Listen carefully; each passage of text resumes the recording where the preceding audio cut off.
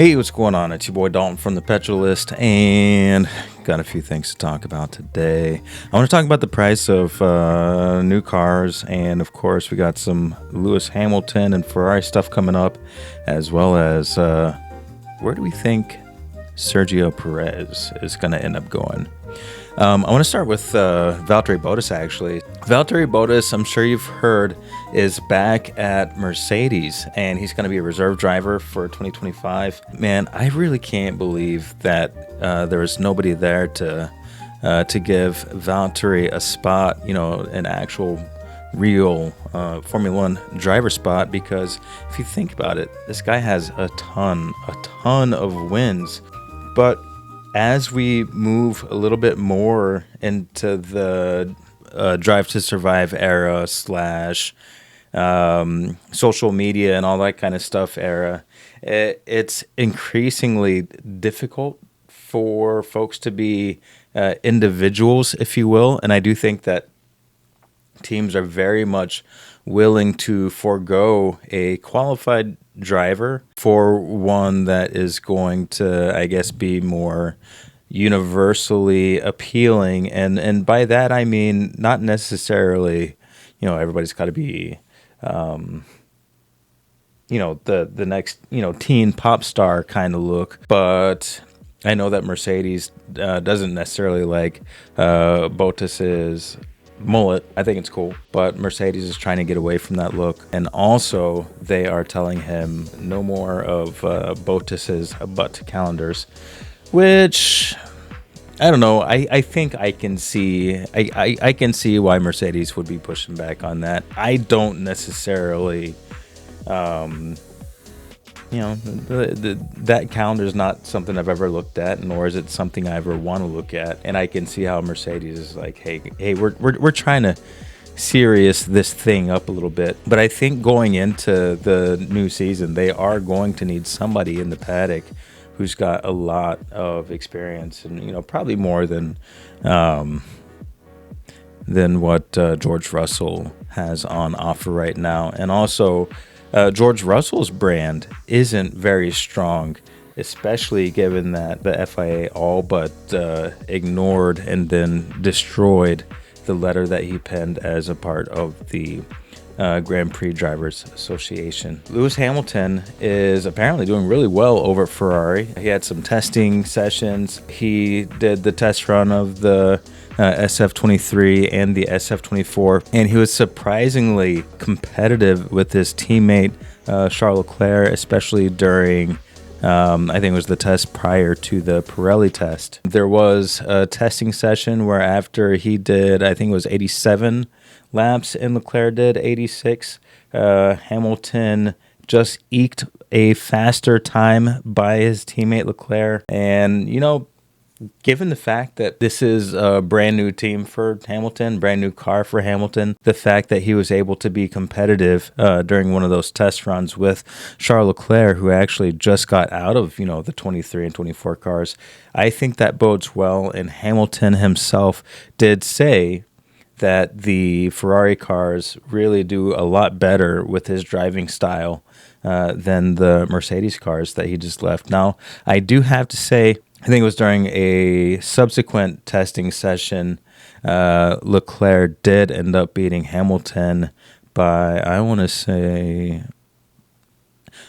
almost a second. I think they were testing the 2024 cars on the 2026 hard compound tires. Now, Hamilton actually went slower on the second half of that test run, and Leclerc went faster on the second half of that test run. So what that leads me to think is that, possibly Hamilton was messing with the settings in the car, and, he's still learning where all the buttons are and stuff. As a matter of fact, I'm sure he's still learning where all the bathrooms are in Maranello.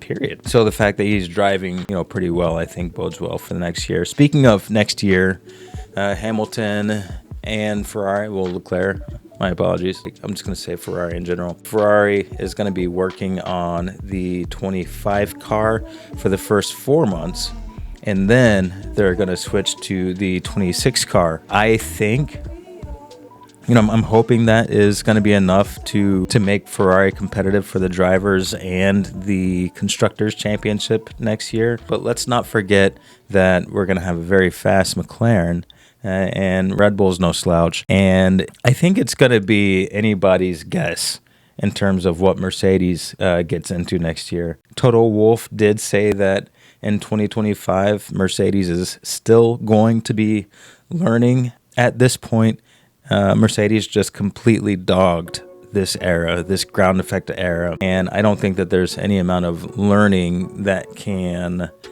have them save face for what they did over the last 4 years. Mercedes is an upper mid-tier team right now, which is not something that I ever thought I'd be saying about that group. Doesn't matter who's driving for them, but they really did not nail the ground effect era. The FIA might be shutting down team radio. And, this is a move that I kind of don't understand, because the team radio is already vetted before it's broadcast, and it's already edited and delayed before it's broadcast during the race. So you would think that they would just maybe edit more or use some more, bleepity bleeps as needed. And I think the other disconnect is, what else is going on in the world? Are people using, swear words in the rest of the world? And also, my take on the fact that, if you just crashed at 175 miles an hour, or, you just got cut off, or whatever, let's pretend it's traffic, but let's pretend it's traffic like 3 or 4 times faster than what you and I are used to. If we can hardly keep our swear words inside of our mouths in regular traffic, what more Formula One drivers? So I don't necessarily understand shutting down the team radio, but see, I have a little bit of a secondary theory to that. I think that the FIA has to threaten to, and also maybe shut off the swearing, or shut off the team radio, because the rules that Mohammed bin Sulayem came up with, his new rule book, and we all know about that thing from a couple of weeks ago.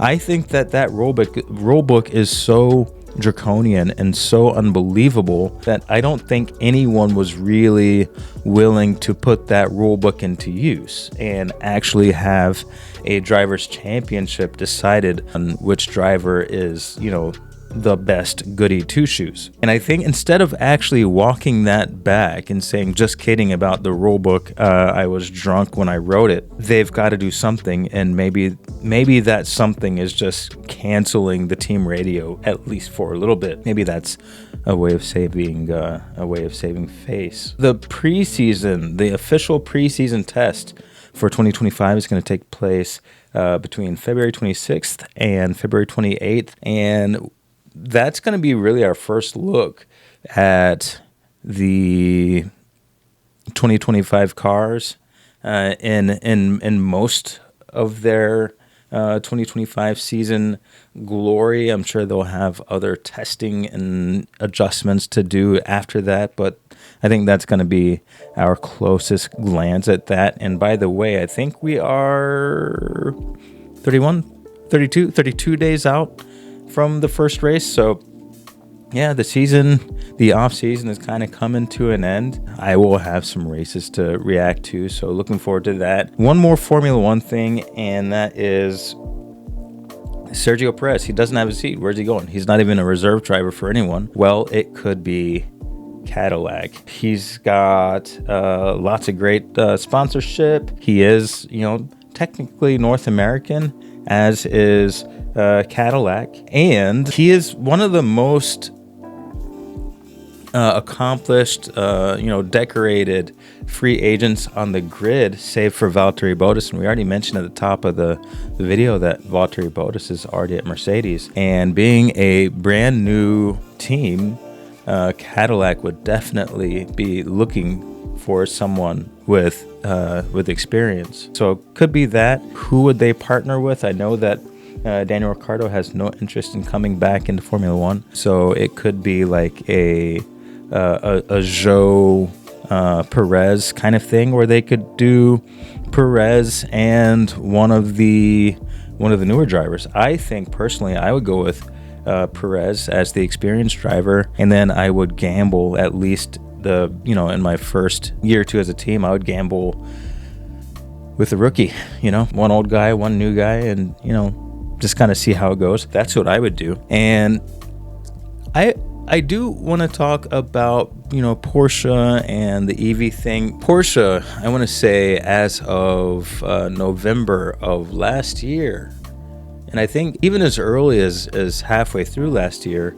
had started to walk back their all EV future plans. I know I've covered that just a little bit, but what I didn't cover is the fact that the EV walkback is going to cost Porsche about 50% of their profit. It's going to cost them. So their profit margin in prior years was about 20%, and having to retool back to internal combustion engines, and also I guess cut their losses, abandon some of the research and development money that went into their electric vehicles.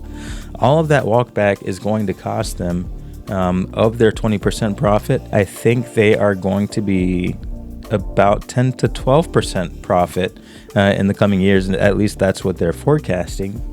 That's just Porsche. I think when we talk about the other manufacturers, that tells you what was going on over the last few years with the market. I mean, actual car buyers voting with their dollars and whatever other global coins are out there, voting with their dollars and saying that that they don't want electric vehicles. It made sense why auto manufacturers kept pushing it and pushing it and pushing it, the issue of electric vehicles and saying that the future is electric and all that kind of stuff, because they were really trying to avoid losing out on all that profit. But at a certain point, even that has to be abandoned, because if people aren't buying the cars, then you have to revert back. And Porsche is finding out the hard way, profit-wise, what that looks like. And I think that a lot of other manufacturers are going to be finding that out as well. And then even beyond the whole electric vehicle transition, you've also got to think about the overall cost of new cars. Now, in 2004, the average new car, I think the cost was $31,000. 20 years later, in 2024, the average new car is literally just under $50,000. Now, I know that the average household income has not kept pace with that. So the ratio of 2004 to 2024 car cost and 2004 to 2024 income produced per individual, I know that that's not been a one-to-one ratio. And so the question is, how on earth are people going to be paying for new cars? Well, the answer is they're not. And a lot of manufacturers are exploring, hey, how do we make cheaper vehicles that folks can afford? The same thing is going on in the housing market. Prices of homes in the United States, at least in a lot of different areas, it's dropping. Reality is hitting home for home builders, for vehicle builders, for, I think, just the purveyors of any kind of consumer goods. They're finding out that stuff needs to get cheaper. Stuff needs to get simpler, so that folks can still afford to buy the stuff. I think that's about it for this week's The Petrol List video. A pretty long video, 16 16 or so minutes. So do me a favor, go ahead, like, subscribe, and comment, and I will see you next week. Look out for the Mercedes and coffee video that I've got coming out. I think it's pretty cool. Been using some new camera gear while I'm out and about, and I think it's really paying off. The quality of the Mercedes video that is coming up probably mid to late week this week. I think you're going to like it. All right. I've been rambling enough. So, yeah, I'll see you in the comments, and I'll see you next week. I'm out.